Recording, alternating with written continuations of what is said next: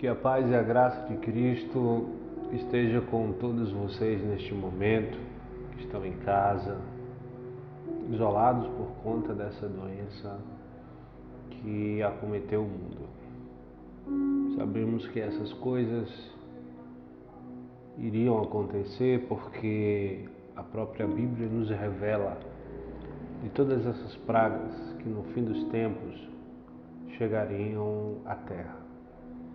Então nós somos filhos do Altíssimo e cordeiros de Cristo. Não devemos nos frustrar, nem ficar preocupados ou com medo, porque sabemos que tudo isso é sinal do retorno de Cristo. Por isso hoje eu quero lhe convidar para juntos meditarmos por alguns minutos na Palavra de Deus. Isaías capítulo 9, versículo de número 6.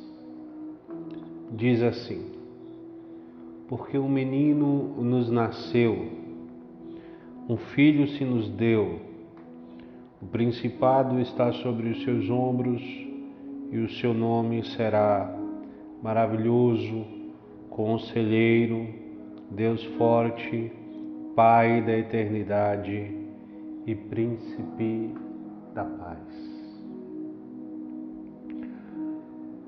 Ontem eu estava lendo um sermão de Martinho Lutero, do ano de 1542. Um sermão de aproximadamente 500 anos atrás. E algo me tocou profundamente, porque já naquele tempo, além da perseguição católica sobre os protestantes, já havia também a indiferença no meio cristão. Aqueles que queriam posições de destaque entre os irmãos por usarem roupas melhores, por terem dinheiro, por serem mais influentes. E já naquele tempo havia essa inversão do Evangelho.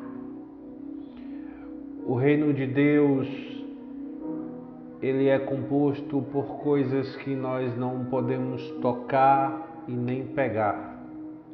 O reino de Deus está dentro de nós. Jesus, ele reina em nosso coração. O reino de Deus não é o reino desse mundo. O reino de Deus é um reino espiritual.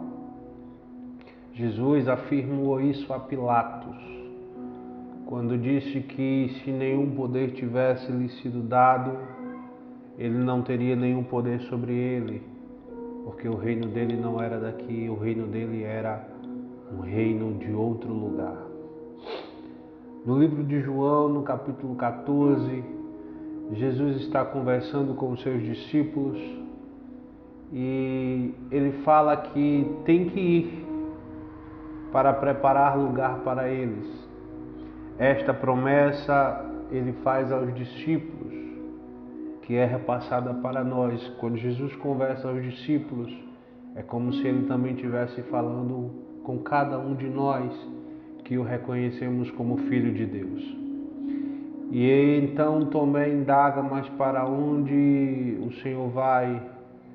Ele diz, para onde eu vou, vós não podereis ir, mas não se preocupe, eu vou preparar-vos um lugar e depois eu voltarei para vos buscar. Esta é a promessa de um reino que não é aqui, de um reino que não é material, mas sim de um reino que é em outro lugar e um reino que é espiritual. Quando eu lia sobre o sermão de Martinho Lutero indagava que as pessoas tratavam o reino de Deus como um reino material já naquele tempo, no ano de 1500, no século XVI. E já naquele tempo, as pessoas se preocupavam com riquezas, com poder, com roupa bonita. Tanto os homens quanto as mulheres eram vistas como santas porque se vestiam bem, porque cobriam o corpo, porque tinham um cabelo longo, porque tinham uma posição social, porque se expressavam de maneira culta. Então essas pessoas eram vistas como pessoas santas. E eu, analisando este sermão e observando que Martim Lutero falava, e com a nossa realidade hoje, eu vi que muito pouca coisa mudou. O evangelho de hoje ainda é tratado como um evangelho material. As pessoas estão preocupadas com riquezas, as pessoas estão preocupadas com poder, as pessoas estão preocupadas com posição, as pessoas estão preocupadas em ir ao templo quando podíamos ainda ir, mas logo retornaremos, é óbvio. E essas pessoas estavam preocupadas, sempre estão preocupadas com o status. O pregador geralmente é aquele que tem uma influência de dinheiro ou uma influência política. Aqueles que dedicam-se à palavra, à oração, à verdade do Evangelho, geralmente não são reconhecidos e são deixados sempre em último caso. Os cantores que desejam louvar a Deus com canções que chegam ao coração do Senhor são também esquecidos. E Jesus Cristo geralmente não é honrado, porque é mais interessante cantar para o entretenimento da grande massa e aquela palavra de conforto material. Mas quando a gente vai para o livro de Isaías, a gente vê que Isaías está profetizando que o menino nos nasceu, um filho se nos deu, o principado está sobre os seus ombros. O principado está sobre os ombros de Cristo. Principado significa que nasceu ali um príncipe que se tornaria rei. O mais interessante é que quando a gente vai analisar a passagem onde o anjo prega a chegada deste príncipe aos pastores de ovelha, e os pastores perguntam onde esse príncipe está, e o anjo diz: eis que nasceu na cidade de Davi o Salvador do mundo. E Jesus nasceu num estábulo, em meio aos animais, e foi colocado em uma manjedoura. Geralmente o príncipe ele não nasce nessas condições. O príncipe ele nasceria em um ambiente de muito glamour, de muita riqueza, de muito ouro, de muitos panos, digamos assim, finos, que estariam ali para aquecer o príncipe, envolto de muitos servos. Mas o Salvador do mundo, o príncipe do mundo, o rei dos reis, o Filho de Deus, não, ele opta por nascer, porque foi uma opção dele, ele opta por nascer em uma manjedoura, na simplicidade, em meio aos animais, pobre, como se fosse o filho de um mendigo. E enquanto o anjo avisava aos pastores, os pastores se encheram de alegria e creram e saíram pregando sobre isso para todos que ouviam a palavra. E talvez muitos tenham pensado assim: esses homens são loucos. Como é que um príncipe que será rei nasceu numa manjedoura? Como é que um príncipe nasceu em condições como essa? Mas foi uma opção de Jesus. E Jesus nos dá uma lição aí. Jesus mostra que não veio para determinar neste mundo um reino de riqueza material. Jesus não veio aqui para dar nada a ninguém. Jesus veio aqui para nos levar para o reino dele, é um reino espiritual. As riquezas estão lá. Muito tempo depois, Jesus ensinando, ele diz: onde estiver o teu tesouro, aí estará o vosso coração. Ele diz: juntai tesouros no céu, onde a traça e o ferrugem não corroem. Juntai tesouro no céu, onde o ladrão não rouba. Jesus nos ensina que a gente não deve ser como os gentios, que fica pensando no que vai comer amanhã, no que vai vestir amanhã. Infelizmente, nós fazemos tudo ao contrário do que a Bíblia e do que Cristo nos ensinou. Outro ponto interessante, lendo a passagem de Isaías, é que neste mundo os príncipes e os reis sempre estiveram preocupados em conquistar território. E de que forma eles conquistavam e ainda conquistam esses territórios? Usando os servos, usando os súditos, usando os seus soldados, os seus guerreiros. Porque geralmente os reis não batalham, geralmente os reis não lutam, os reis não erguem as suas espadas, os reis não enfrentam a luta de frente, ele manda os súditos, ele manda os servos. E já só deste jeito, só desta maneira, eles conseguiam expandir o seu território e determinar o seu reinado por um curto período de tempo até a sua morte. No caso de Jesus foi diferente. Isaías diz que o principado estava já sobre os seus ombros. Jesus não mandou ninguém batalhar pelo reino dele. Jesus não mandou os seus soldados. Jesus não mandou os seus anjos. Jesus, ele não enviou servo algum. Ele disse: não, eu vou, nenhum meu se perderá. Jesus, ele enfrentou a batalha para que o seu reino fosse consolidado sobre esta terra. Jesus, ele entregou a sua vida para que o reino dele fosse consolidado nesta terra. Jesus, ele não mandou servo algum morrer por ele. Ele disse: eu tenho prazer em dar a minha vida pelos meus.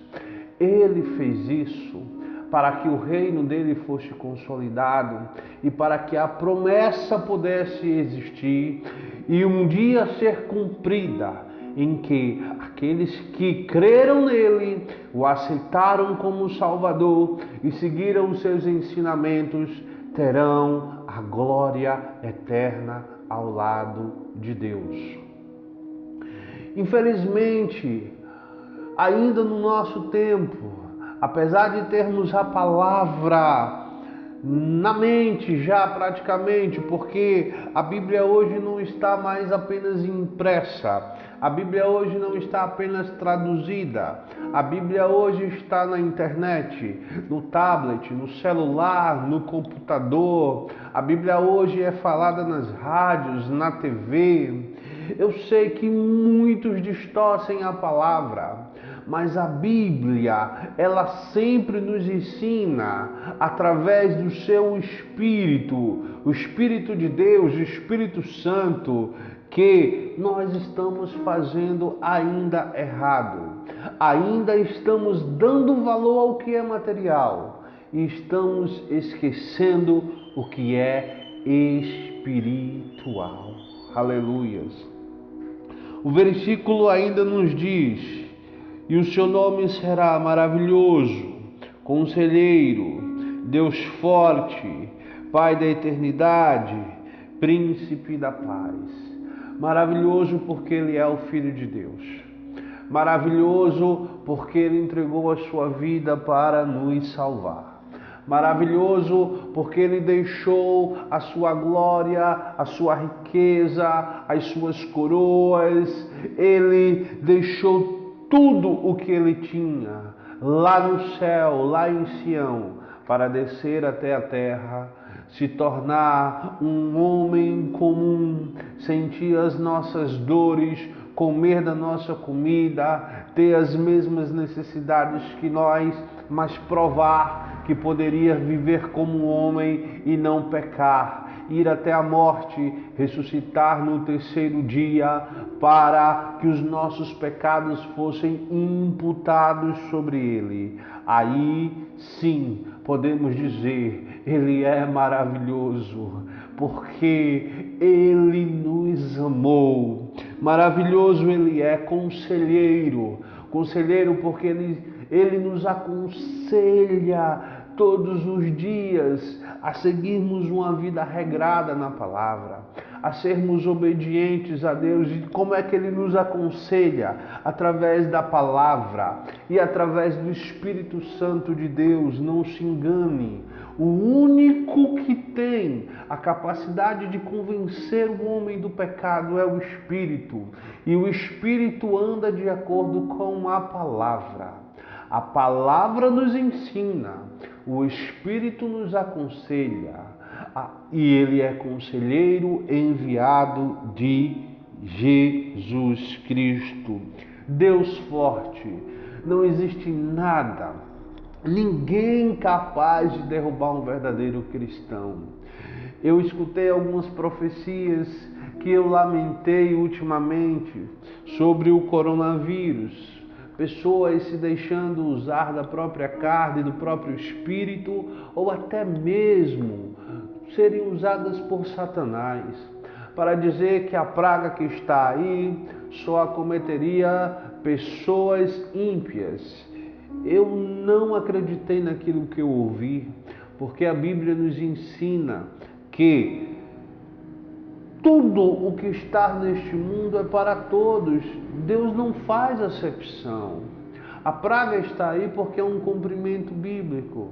Então, tanto o ímpio quanto o justo pode ser acometido por esta praga. A diferença é que o ímpio não tem proteção e o justo tem. O justo tem o Senhor, o Deus forte, aquele que morreu na cruz, o nosso advogado, a quem todos os nossos pecados foram imputados.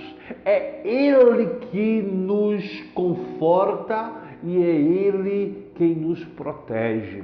Deus forte.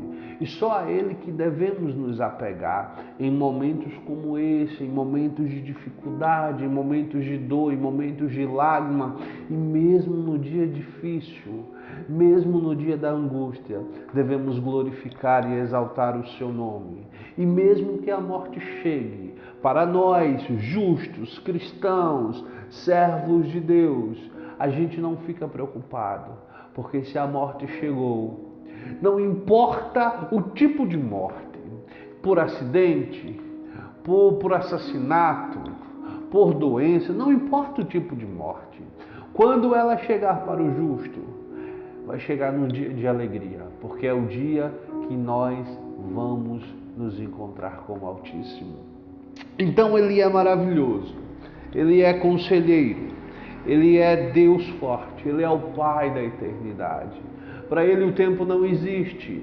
Ele existia antes do tempo existir. O tempo só existe para nós seres humanos. Para ele não existe. Ele nunca mudará. Tudo passará, mas as suas palavras permanecerá para sempre. Príncipe da paz. Nós seres humanos buscamos essa paz desde o primeiro instante que chegamos neste mundo.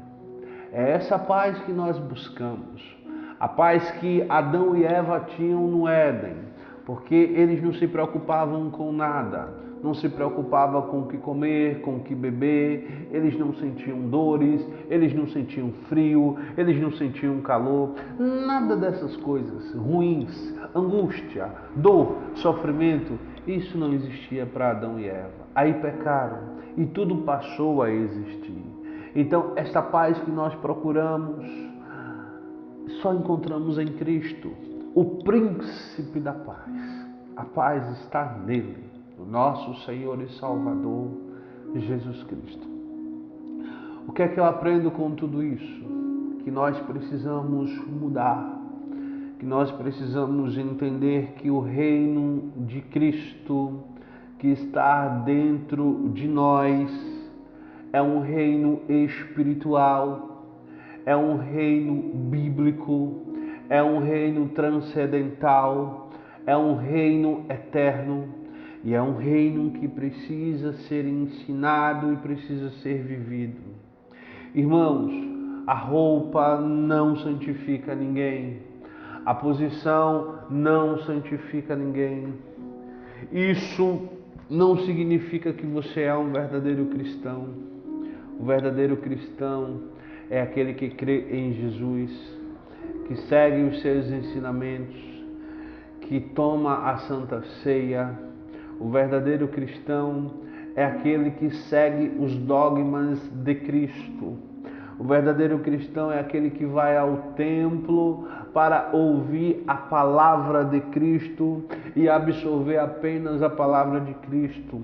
Se ele ficou 2 horas sentado ouvindo a palavra de Cristo e durante 1h30 alguém falou um monte de bobagem e meia hora alguém pregou o Evangelho, o verdadeiro cristão, ele prestou atenção apenas no Evangelho. Todo o resto para ele não importa, apenas a palavra que foi guardada no meu coração, no seu coração. Como disse Davi, né? Que a tua palavra seja guardada no meu coração. Esconde a palavra de Deus no coração, para que a palavra se transforme em fontes de águas vivas e o teu espírito se alegre na presença do Senhor. Aleluia. Eu confesso que eu rogo a Deus, eu oro para que depois que tudo isso passar, eu sei que vem coisa pior pela frente, mas depois que essa onda passar, que vamos ter uma oportunidade de voltarmos aos templos para cultuar a Deus, que a nossa liderança entenda que dinheiro não importa, posição não importa, roupa bonita não importa. Nada disso nos levará mais próximo de Deus. Mas a palavra nos levará, a fé nos levará, a fé dos pastores de ovelhas que ouviu o anjo pregar que o Salvador tinha nascido em Belém e estava em uma manjedoura. Quem acreditaria que o Filho de Deus, que é detentor de todas as coisas, estaria ali? Numa manjedoura. Numa manjedoura. Aleluia. Numa manjedoura. Ele poderia estar num berço de ouro, mas ele optou por estar numa manjedoura, para mostrar que ele era humilde de coração e que nós temos que seguir como ele os seus ensinamentos. Esta é a palavra que eu queria vos deixar no dia de hoje, neste feriado, e que Deus continue abençoando a sua vida hoje e para sempre. Fique na paz.